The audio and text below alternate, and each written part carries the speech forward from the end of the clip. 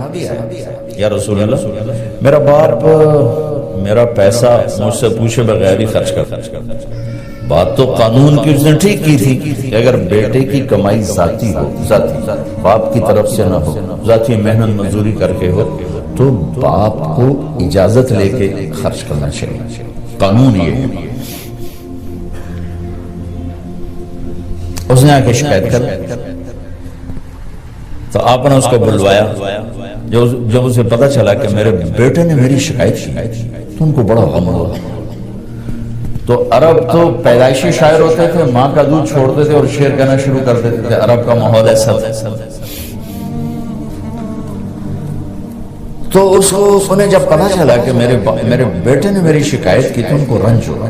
تو انہیں کوئی شعر کہے, زبان سے نہیں دل میں, دکھ میں آ کر اشعار. جب یہ آئے نا مسجد میں تو جبریل پہلے آ چکے. یا رسول اللہ تعالیٰ فرما رہے ہیں کہ آپ ان کا کیس بعد میں سنیں, اس سے کہیں وہ شعر سنا جو تیری زبان پہ تو نہیں آئے پر اللہ نے سنا لی. میرے اللہ کی نظر کیسی ہے بتایا ہے, میرے اللہ کا سننا کیسا ہے بتا رہا ہوں.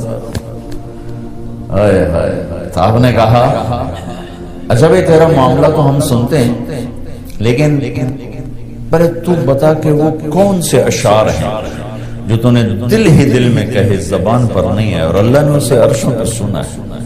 وہ کہنے لگا یا رسول اللہ ہم تو پہلے ہی آپ پہ ایمان لائے ہیں, پر روز ہی ہمارا ایمان بڑھ جاتا ہے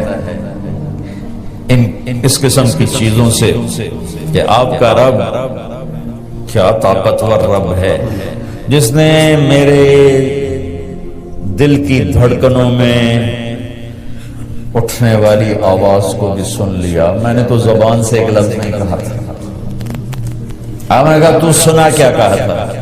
اور یہ ایک آدمی سوچ رہا ہے, اب جتنے بیٹھے ہو سب اپنے دلوں میں پتہ نہیں کیا کیا سوچے جا رہے, وہ سب پر نظر کی ہوگی, سب کو دیکھ رہا, سب کو سن رہا ہے. کیا کہا تھا؟ کہا جی میں نے کہا تھا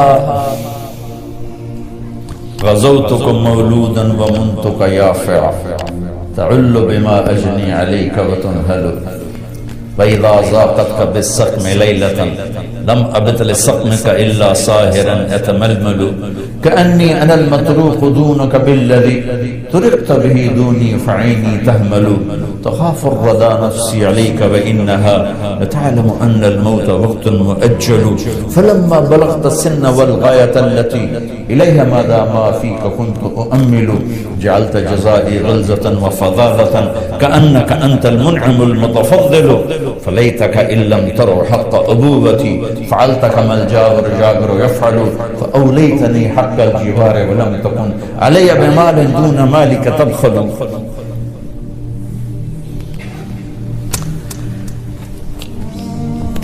کیا کلام ہے, میں کہاں سے ترجمہ کروں.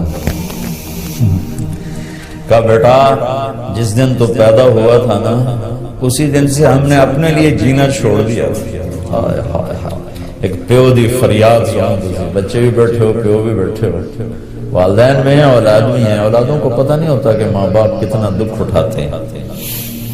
بیٹا جس دن تو پیدا ہوا تھا ہم نے اسی دن اپنے لیے جینا چھوڑ دیا. ہم نے تیرے لیے جینا شروع کیا, تجھے راحت پہنچانے کے لیے تکلیفوں سے ٹکر لی, تجھے گرم رکھنے کے لیے سرد ہواؤں کے تھپیڑوں سے لڑا, تمہیں ٹھنڈک پہنچانے کے لیے تپتی ریت میں تپتی ہواؤں سے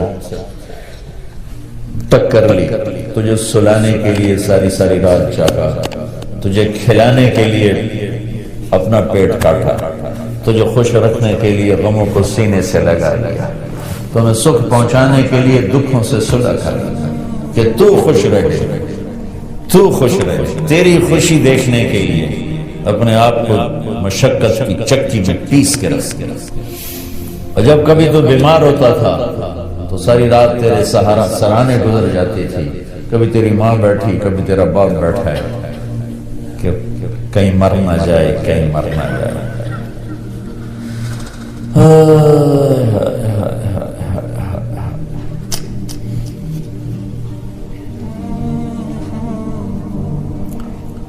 حالانکہ موت کا وقت تو مقرر ہے، اپنے وقت پر ہی آنا ہے، لیکن تیری بیماری ہزاروں شک پیدا کر دیتی تھی، اور ہم یوں تیرے سرانے بیٹھ کر کبھی تیرے رب کو پکارتے، کبھی دوا دارو کی طرف بھاگتے، کبھی اللہ کو پکارتے، کبھی ڈاکٹروں کے پاس جاتے کہ ہمارا بچہ بچ جائے، حالانکہ موت نے تو وقت پر ہی آنا ہوتا ہے، لیکن تیری بیماری ہمیں تڑپا دیتی، رلا دیتی، پگھلا دیتی، کھلا دیتی۔ اس طرح دن رات کی چکی چلی،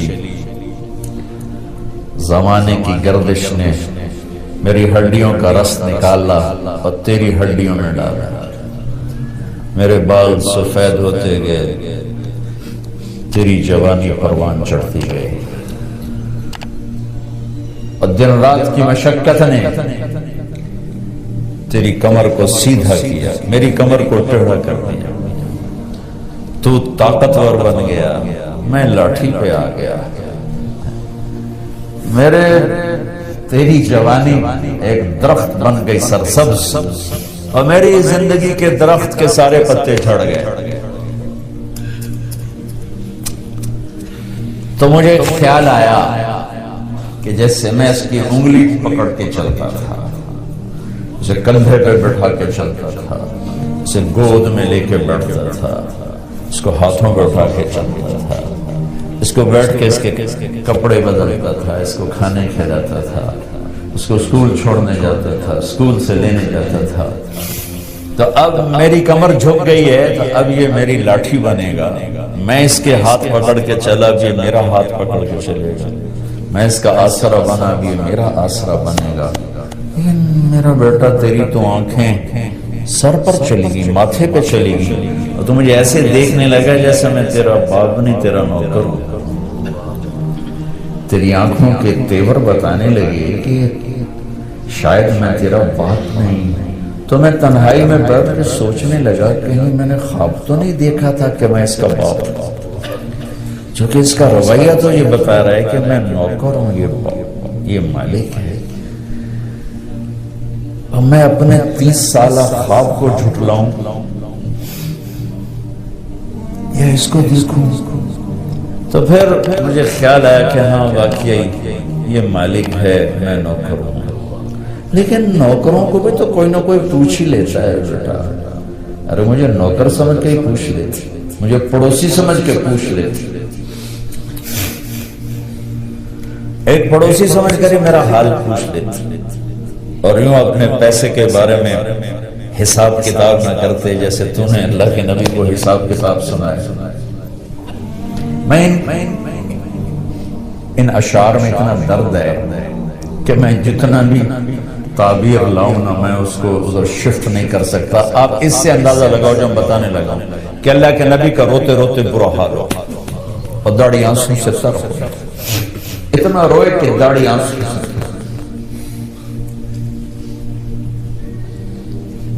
تو میں ان کو کیسے اردو میں کیسے لاؤں؟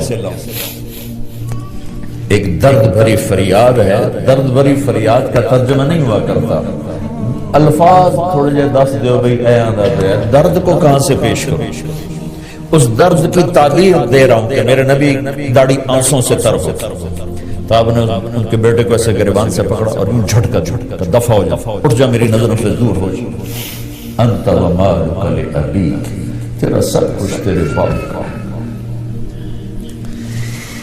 بتانا تو میں یہ چاہ رہا تھا کہ میرا اللہ سننا کتنا طاقتور، سننا کتنا طاقتور دیکھنے والا ہے، پھر ہم اس کو للکارتے ہیں کبیرہ گناہوں کے ساتھ، اور پھر وہ ہمارے اوپر پردے ڈال دیتا ہے، پتہ نہیں لگتا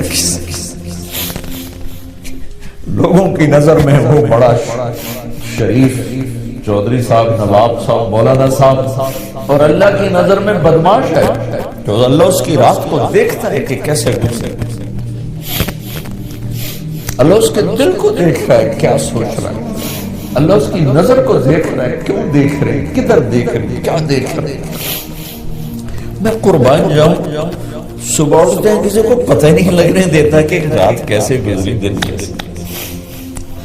اس لیے میرا اللہ گلہ کرتا ہے، یا ابن آدم اذکرک وتنسا، پھر بندے میں تو تمہیں یاد رکھتا ہوں، تو ہی مجھے بھولتا ہے۔ اولادیں بھولتی ہیں، ماں پہ کتنے بھول دیں، کبھی ماں پہ بھی بھولیں، اولاد ہمیشہ اولادیں بھولتی ہیں۔ تو میرا اللہ گلہ کرتا ہے اذکرک وتنسا، میں تو تمہیں کبھی نہیں بھولتا، تم کیوں بھول گئے؟ وَأَسْتَغْفِرُكَ وَلَا تَخْشَىٰ، میں تیرے گناہوں کو کیسے چھپاتا ہوں، تو پھر بھی مجھ سے حیا نہیں کرتا، میں چاہوں تو تجھے رسوا کر کے ننگا کر کے کھڑا کرتا، لیکن تیرے سارے رات کے دن کے اندھیرے کے اجالے کے تنہائی کے سارے گناہوں کو یوں چھپاتا ہوں کہ اس کو پتہ ہی نہیں چلنے گا تو کیا کر رہا ہے، لیکن تجھے پھر بھی مجھ سے شرم نہیں آتی۔ وَلَا تَخْشَىٰ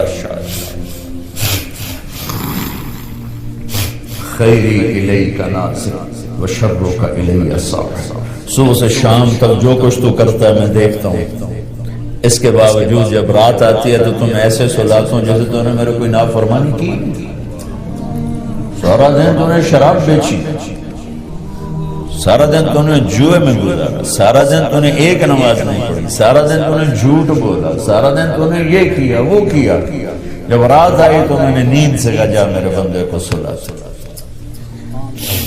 وَإِنِّي أَكْلَأُهُمْ فِي مَضَاجِعِهِمْ كَأَنَّهُمْ لَمْ يَعْصُونِي، صبح سے شام تک تیرا دن جیسے گزرا، رات کو تو میں تمہیں الٹا لٹکاتا، میں کہتا نہیں میرا بندہ بندی سلا دو، شاید کبھی اسے توبہ کا خیال آ جائے، شاید کبھی اس کی ہماری دوستی لگ ہی جائے۔